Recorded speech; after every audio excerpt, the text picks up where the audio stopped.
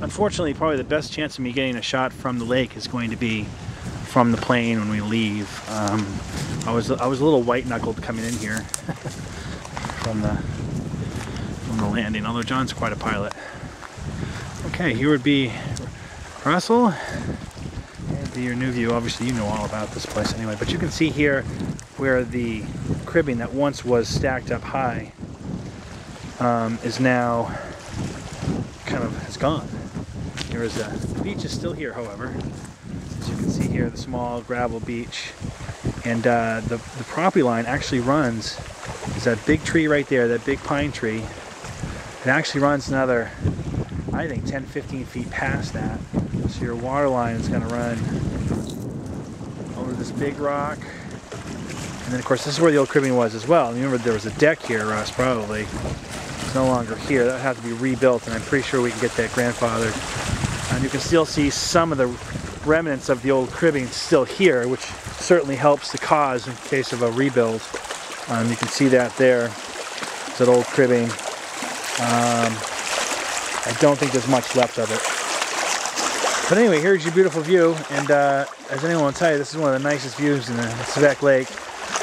Right out there, basically where the sun comes down every night.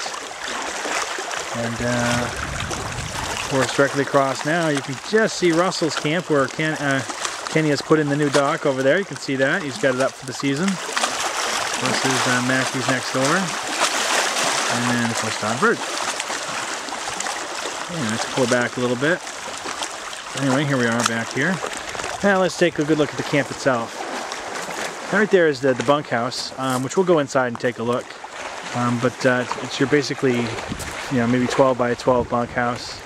Nothing very interesting, but it is very close to the water, as you can see. So it's grandfathered in, which in and of itself is very valuable. The footprint is. And here's the camp. Front of the camp is the porch. I don't know if you're calling up. That's the front of the porch. We'll go inside and take a look at that.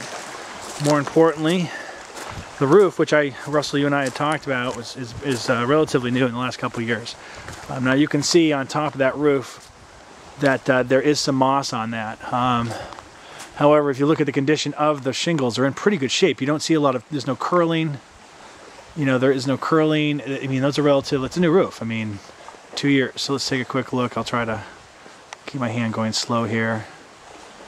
See, that's that moss on the ridge line. We're gonna have, something's gonna be done about that. I don't know what, frankly.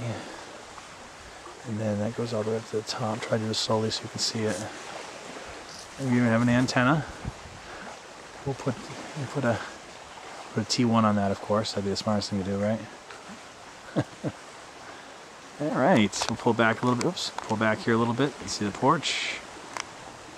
The outside. That's from the outside.